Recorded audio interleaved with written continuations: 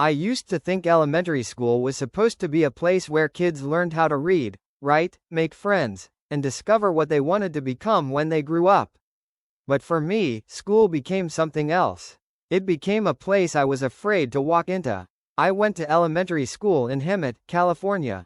Every morning, I would get ready, put on my backpack, and walk through those school doors hoping that maybe, just maybe, today would be different. It rarely was. At first, the bullying seemed small. A few laughs, a mean nickname, someone making fun of the way I talked, someone deliberately leaving me out, someone whispering something about me and then laughing when I looked over. I tried pretending it didn't bother me. Just ignore them, I told myself. But ignoring something doesn't always make the pain disappear. Sometimes it makes the pain move deeper. There were moments when I would walk through the hallway and see groups of kids laughing together. I wanted to be part of that. I wanted somebody to say, "Come sit with us." Instead, I sometimes felt like I was invisible unless somebody wanted to make fun of me. Eventually, I started wondering, what's wrong with me? That question is dangerous because a child can start believing things about themselves that aren't true. Maybe I'm annoying. Maybe I'm weird. Maybe nobody likes me. Maybe I deserve this. But the truth was much simpler. I didn't deserve to be bullied. Nobody does. A child shouldn't have to earn the right to feel safe at school. School wasn't the only place where problems could begin. Sometimes children go home carrying their pain, but their parents don't notice. Sometimes parents are overwhelmed. Sometimes adults are dealing with their own problems. Sometimes parents become angry instead of listening. And sometimes a child can grow up feeling like nobody is really paying attention to what is happening inside them. Imagine being bullied all day and then coming home wanting somebody to ask, "Are you okay?" But nobody asks. You sit quietly, you eat dinner, you go to your room, and the thoughts keep getting louder. Nobody cares. Nobody understands. Why should I tell anybody? That is how loneliness can grow. Not all bad parenting looks exactly the same. Sometimes it can be neglect. Sometimes it can be constant yelling or humiliation. Sometimes it can be parents failing to set boundaries. Sometimes it can simply be adults who don't realize how badly their child is hurting. And children can absorb all of it. Eventually, sadness can turn into anger. Not because the child suddenly becomes evil. Because they're hurting. Imagine getting pushed down emotionally over and over again and never being given a healthy way to stand back up. The child may begin thinking, if nobody protects me, I have to protect myself. Then, if people hurt me, maybe hurting them back is the only language they'll understand. That's where adults need to step in. Because anger itself isn't evil. Anger can be a warning signal. It can say, something is wrong. The problem is what happens when nobody teaches a child what to do with that anger. When pain follows someone, years can pass. The child grows older, but the memories don't necessarily disappear. A person who was constantly bullied might become afraid of people. They might struggle to trust others. They might become extremely defensive. They might believe everyone is judging them. They might explode over small things because their emotions have been building for years.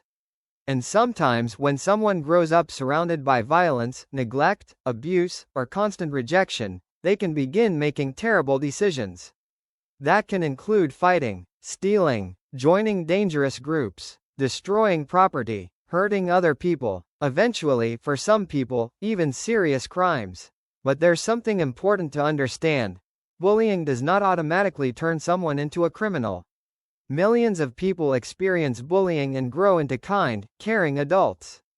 Crime is influenced by many things: family environment, poverty, trauma, peer pressure, substance exposure, community conditions, mental health, opportunities, personal choices, and many other factors. A painful childhood can help explain someone's behavior. It does not excuse hurting innocent people. There are also children who become bullies.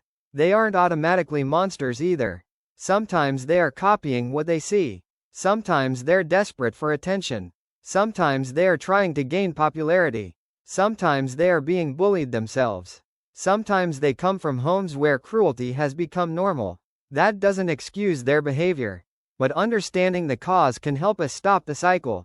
Because if all we do is punish someone without addressing why they became cruel, the cycle may continue. One hurt child hurts another. That child grows angry. Another child gets hurt. The anger spreads. And eventually an entire community can feel the effects. Breaking that cycle doesn't mean pretending bullying is harmless. It means taking it seriously. It means teachers listening. It means parents paying attention. It means children learning how to report bullying safely. It means adults teaching kids how to handle anger without violence.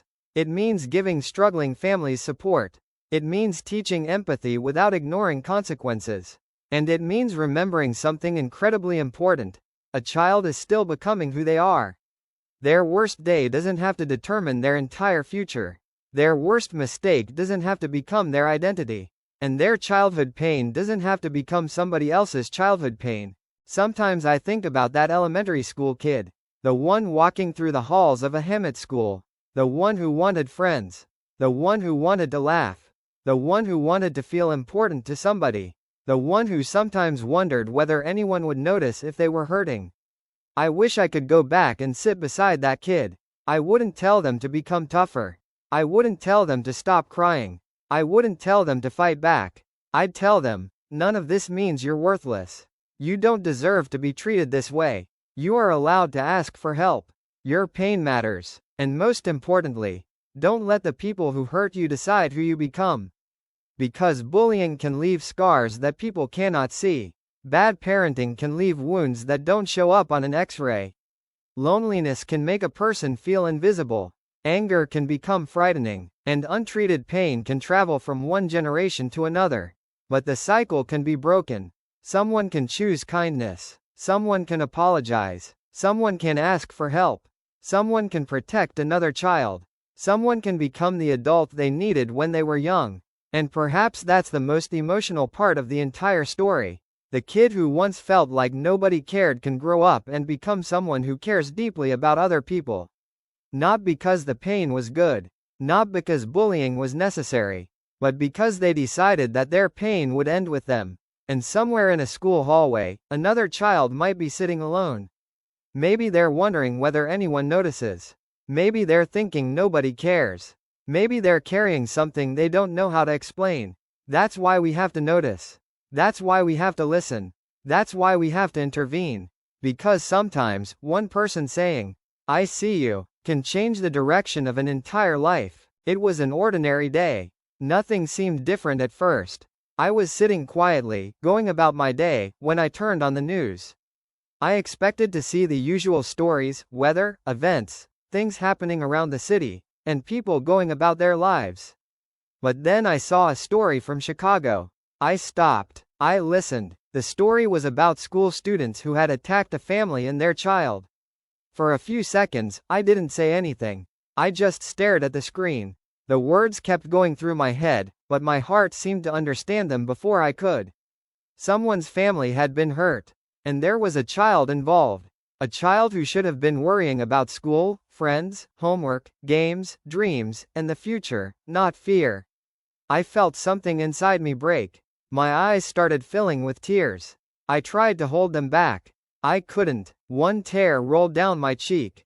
Then another. Before I knew it, I was crying. I wasn't crying because I knew this family personally. I was crying because they were human beings.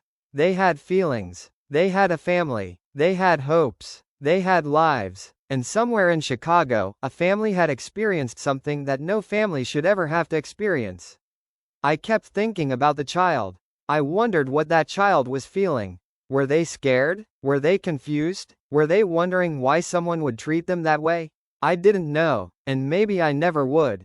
But I knew one thing. They didn't deserve it. Nobody does. I looked at the television again, and my tears wouldn't stop. I remember thinking, why can't people just be kind to each other? Why does someone have to be bullied before somebody realizes they're hurting? Why does someone have to be afraid before people decide to protect them? Why do people sometimes wait until something terrible happens before they finally say, "We need to do something"? I wished I could somehow reach through the television and tell that family, "You're not alone." I wished I could tell that child, "What happened to you doesn't define who you are." I wished I could tell every person who has ever been bullied, please don't believe the cruel things people say about you. You deserve to be treated with kindness. And then I started thinking about bullying itself. Bullying isn't just a joke. It isn't just teasing. It isn't something that should always be ignored. Words can stay inside someone's mind for a very long time. Being constantly mistreated can make someone feel like the entire world is against them. And when people keep choosing cruelty instead of compassion, problems can grow. Anger can grow. Fear can grow. Resentment can grow. Sometimes those problems can contribute to more serious conflicts and crime. That's why I wished so badly for bullying to end. Not tomorrow. Not someday. Now. I wanted students to walk into school knowing they were safe. I wanted children to sit at lunch without worrying about being targeted. I wanted families to walk through their neighborhoods without being afraid. I wanted people to be able to make friends without wondering whether someone was going to turn against them. I wanted children to grow up believing that the world could be a good place. But then another thought came into my mind. Parents. Parents have an enormous responsibility. A child learns so much from the adults around them. Parents should teach their children compassion. They should teach them that being strong doesn't mean hurting people. They should teach them that being confident doesn't mean controlling others. They should teach them that having authority doesn't mean they can force someone else to do whatever they want. Sadly, there are parents who can be extremely controlling and make their children feel like they have to obey everything they say, even when what they're being told is wrong. That isn't the kind of lesson children need. Children need guidance, but they also need to learn right from wrong. They need to understand that they are responsible for their own choices. They need adults who will say, don't hurt someone just because you're angry. Don't bully someone because they're different. Don't follow a crowd when you know something is wrong. If you see someone being hurt, get help. Those lessons could make a difference. I wiped my face, but the tears kept coming. I thought about the family again. I imagined them going home after everything happened. Maybe the house was quiet. Maybe everyone was exhausted. Maybe someone was sitting there wondering why this had happened to them. And that thought hurt me. Because home is supposed to be where you feel safe. Family is supposed to be where you can breathe. A child should be able to look at their parents and know, they will protect me. Parents should be able to look at their child and think, I will do everything I can to help you feel safe. Nobody should have to wonder whether the people around them are going to hurt them. I looked toward the window. The world outside was still moving. Cars were passing. People were walking. Somewhere, someone was laughing. Somewhere else, someone was crying. And somewhere in Chicago, a family was trying to recover from something that had happened to them. That realization made me cry even harder. The world doesn't stop when someone gets hurt. People continue going to work. Students continue going to school. Cars continue driving down the streets. The sun continues rising. But for the person who was hurt, everything can feel completely different. That's why we have to care. We have to notice. We have to listen. We have to help. I thought about God, too.